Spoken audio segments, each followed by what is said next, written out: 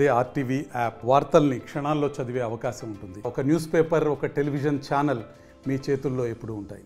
శబలాల్ అనే వ్యక్తి మా మీద దౌర్జన్యంగా శబత్తాన మీద మీరు టీఆర్ఎస్లు మీతోటి ఏమీ కాదు అని చెప్పి మాకు చాలా హింస పెడుతుంది, చాలా ఇది చేస్తుంది. సిఐ మేడం కూడా వాళ్ళకే సపోర్ట్ చేస్తుంది, ఎస్ఐ సార్ కూడా వాళ్ళకే సపోర్ట్ చేస్తుంది. ఏమన్నా మేము పిటిషన్ ఇచ్చినా తీసుకుంటలేరు. సిఐ మేడం పడితే మీరు ఏడా ఇచ్చారని చెప్పి మా మీదనే కేసులు పెడతారు. మా వాళ్ళని ఆల్రెడీ జైలు పంపించారు. ఇంకా నిన్న మా వాళ్ళు ఆడ పిల్లలు లేని వాళ్ళకు కూడా మీద కేసులు పెడతారు. ఉన్న ఆడవాళ్ళని మా వాళ్ళే ఆడవాళ్ళని కొట్టేసి పిల్లల పేర్ల మీద కేసులు పెడతారు అని చెప్పి మనం చాలా ఖండిస్తున్నాం. ఇక్మాల్ మండలంలోని షాబా తాండలో నిన్న మధ్యాహ్నం గొడవ జరిగింది. ఒక భూమి విషయంలో ఎవరైతే కాసుదారుడు ఉన్నాడో, ఎవరైతే వ్యవసాయదారుడు ఉన్నాడో, ఆ వ్యవసాయదారుడి భూమిలో కాంగ్రెస్ పార్టీకి చెందిన ఒక వ్యక్తి అక్రమంగా దున్నడం జరిగింది. ఎందుకు మా భూమి దున్నుతున్నామని ప్రశ్నించినందుకు ఆ మహిళపై తీవ్రంగా దాడి చేసి కట్టెతో కొట్టి గుడ్డలతోని ఆమె నరకడం జరిగింది. తల మీద నరికితే ఆమెకు దాదాపు 12 కుట్లు ఆమెకు పడ్డాయి. అట్లాగే ఇంకొక మహిళకు పక్కటెముకలు విరిగిపోయినాయి, ఇంకో మహిళకు కాలు విరిగిపోయింది. ఇదంతా జరిగిన తర్వాత పోలీసులకు ఫిర్యాదు చేసిన వాళ్ళు, ఫిర్యాదు చేస్తే పోలీసులు ఫిర్యాదు చేసిన వాళ్ళ మీదనే కేసు పెట్టి తప్పించి ఎవరైతే బాధితులు ఉన్నారో ఆ బాధితుల మీద ఇప్పటి వరకు చర్య తీసుకోలేరు. వారు యథేచ్ఛగా గ్రామంలో తిరుగుతున్నారు. ఇప్పుడు గ్రామస్తులందరూ కలిసి ఉదయం నా దగ్గరకు వచ్చారు, మేము ఊర్లో ఉండాలన్నా పోవాలన్నా అంటూ చాలామంది ఇంకా బయట ఉన్నారు. వాళ్ళందరూ కూడా ప్రాణభయంతో, పోలీసులు ఏమో వాళ్ళందరికీ సపోర్ట్ చేస్తున్నారు. మా పరిస్థితి ఏంటి అని చెప్పి వాళ్ళందరూ కూడా ఇప్పుడు రాయగారికి వస్తే నేను ఎస్పీ గారికి తీసుకొచ్చినాను. ఎస్పీ గారు కూడా వాళ్ళకి కలిసి ఏం భయం లేదు, నేను అండగా ఉంటా అని చెప్పి ఎస్పీ గారు చెప్పడం జరిగింది. ఇది ప్రధానంగా అధికార పార్టీ మేము అధికారంలోకి వచ్చినామనే అహంకారంతో మంత్రి దామోదర్ గారి అండతోని కాంగ్రెస్ పార్టీ నాయకులు చేస్తున్న అరాచకాలకు మా జిల్లాలో ఇదొక సంఘటన ఉదాహరణనే.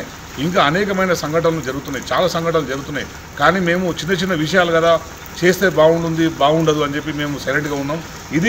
ఇదే కనుక మేము సైలెంట్గా ఉంటే ఎవరు ప్రాణాలు పోవడం ఖాయం. ఎందుకంటే మా వాళ్ళందరూ పొద్దున వచ్చి ఆ గ్రామం నుంచి వచ్చి మమ్మల్ని వెంటాడుతున్నారు. ప్రతిసారి మా మీద కేసు పెడుతున్నారు. అక్కడున్న సిఐ కానీ అధికారులు కానీ మా ఫోన్లు ఎత్తారు తప్పించి మిగతా వాళ్ళు ఫోన్ ఎత్తారు. మాకు ప్రాణభయం ఉంది అని చెప్పి వాళ్ళు రావడం జరిగింది. ఇట్లాంటి పరిస్థితులు మన ప్రాంతంలో ఉంటే మనం ఎవరికి రక్షణ కల్పిస్తున్నాం, ఈ ప్రభుత్వం ఎవరికి రక్షణ కల్పిస్తుందో తెలుసుకోవాల్సిన అవసరం ఉన్నది. ఎందుకంటే ఎలక్షన్ సమయంలోనే పార్టీలు అనేవి ఉంటాయి. ఎలక్షన్ అయిపోయిన తర్వాత పార్టీలతో సంబంధం లేదు. ఎలక్షన్ అయిపోయిన తర్వాత ప్రతి ఒక్కరు కూడా తన పౌరులుగా చూసుకోవాల్సిన బాధ్యత ఈ ప్రభుత్వానికి ఉంటుంది, ఇక్కడ ఉన్న ఎమ్మెల్యేలకు ఉంటుంది, మంత్రులకు ఉంటుంది. అంతే తప్పించి నువ్వు విడి చేసి వీళ్ళు టీఆర్ఎస్ వాళ్ళు కనుక వాళ్ళకి అన్యాయం చేయాలి, ఇటు కాంగ్రెస్ వాళ్ళు కనుక మా వాళ్ళకు తప్పు చేసినా సరే, ఇంకొని చంపినా సరే నేను ఇంటేసుకొని పోతా అనుకుంటే, ఇట్లా రాజకీయం చేయాలనుకుంటే మా ప్రభుత్వం ఉన్నప్పుడు మేము ఇట్లా చేయలేం. అందరినీ సమానంగా న్యాయాన్ని కాపాడే ప్రయత్నం మేము చేసినాం. ఇది కరెక్ట్ కాదని చెప్పి మేము మంత్రి దామోదర్ గారికి చెప్తున్నాం. ఇప్పటికైనా ఇష్యూ ఉంటే మీరు పోలీసు అధికారులతో నిజాల్ని నిర్ధారణ చేయించిన తర్వాతనే చర్య తీసుకోమని చెప్పండి. అంతే తప్పించి బాధితుల మీద దాడి చేసి వాళ్ళ మీద కేసులు పెట్టడం అనేది ఎంతవరకు సమంజసమని చెప్పి నేను ప్రశ్నిస్తున్నాను. నేను ఎస్పీఆర్ కూడా చెప్పడం జరిగింది. పరిస్థితి ఇట్లాగే ఉంటే రేపు ఎవరికైనా ప్రాణాలు పోతే ఎవరు బాధ్యత వహించాల్సి వస్తుంది, ఎవరు బాధ్యత వహిస్తారు దానికి? అందుకే ఇటువంటి ఇంకా ముద్రక ముందే దీన్ని కంట్రోల్ చేయాలి. ఎవరెవరైతే ఇటువంటి అరాచకాలు చేస్తున్నారో, అధికార పార్టీ మేము అధికారంలో ఉన్నామని చెప్పి అహంకారంతో వీగుతూ దాడులకు పాల్పడుతున్నారో వాళ్ళందరినీ కట్టడి చేయాల్సిందిగా నేను ఎస్పీ గారికి చెప్పినాను. తప్పకుండా ఇంతకుముందు 5 సంవత్సరాలు 10 సంవత్సరాల కాలంలో మా జిల్లాలో మా నియోజకవర్గంలో ఎంతటి ప్రశాంతమైన వాతావరణం ఉన్నదో అటువంటి ప్రశాంతమైన వాతావరణం ఉండాలి అంటే రాజకీయ జోక్యం ఉండొద్దు, ఎక్కడైనా సరే పారదర్శకతగా ఉండాలని చెప్పి కూడా చెప్పడం జరిగింది. ఎస్పీ గారు కూడా సానుకూలంగా స్పందించారు. మాకందరికీ ఎస్పీ గారు వీళ్ళందరూ కూడా చెప్పారు, నేనే వస్తాను స్వయంగా అని చెప్పారు. తప్పకుండా న్యాయం జరుగుతుందని చెప్పి మేము అధికారులందరూ డిమాండ్ చేస్తున్నాం. ఆ భూమి ఎవరిదో తేల్చండి, దాని పట్టదారులు ఎవరిదో తేల్చండి, లేదనుకుంటే అప్పటి వరకు స్టేటస్ కో మెయింటైన్ చేయమని చెప్పండి. అంతే తప్పించి ఎవరికి వర్గానికి సపోర్ట్ చేసి వాళ్ళు పోయి పని చేసుకోవచ్చు, కానీ ఇంతకుముందు ఉన్న వాళ్ళు ఎవరు పని చేసుకోవద్దు అనడం కరెక్ట్ కాదు. ఇది అధికారులు ఒకవైపు ఉండకండి. ఏ ప్రభుత్వం కూడా శాశ్వతం కాదు. రేపు మళ్ళీ ప్రభుత్వాలు మారుతాయి. మళ్ళీ ప్రభుత్వాలు మారిన తర్వాత అప్పుడు కూడా మీ పరిస్థితిని కూడా తేల్చుకోవాల్సిన పరిస్థితి వస్తుంది. అందుకే నేను కూడా రిక్వెస్ట్ చేస్తున్నాను అధికారులందరూ కూడా. మేము కూడా 5 సంవత్సరాలు ఎమ్మెల్యేగా ఉన్నాను. ఏ అధికారి మీద కూడా పలానా వాళ్ళ మీద కేసు పెట్టండి అని చెప్పి ఎవరి మీద మేము ఒత్తిడి తేలే. ఇప్పుడు ప్రత్యేకించి ఎవరెవరైతే టీఆర్ఎస్ వాళ్ళు ఉన్నారో, ఎవరైతే టీఆర్ఎస్ ఓటేసినారో, ఎవరైతే కేసీఆర్ గారికి అభిమానులు ఉన్నారో వాళ్ళందరినీ వెంటాడి వాళ్ళ మీద కేసులు పెట్టించి వాళ్ళందరినీ కూడా వేధించే ప్రయత్నాలు చేస్తున్నారు.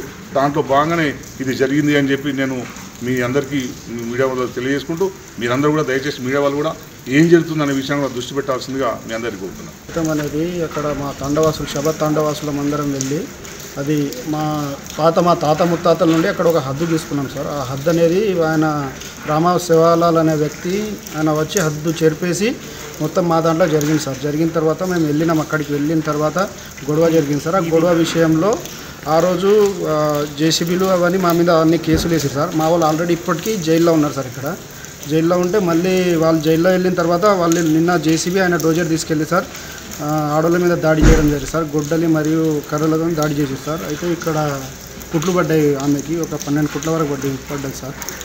అయితే దీని మీద ఏదన్నా మన గవర్నమెంట్ వాళ్ళు సరిగా సర్వే చేయించిన తర్వాతనే అక్కడ నిర్ధారణ చేయించిన తర్వాత ఏదన్నా చేయగలరని కోరుకుంటున్నాం సార్. మీడియా వాళ్ళతోనే కోరుకుంటున్నాం.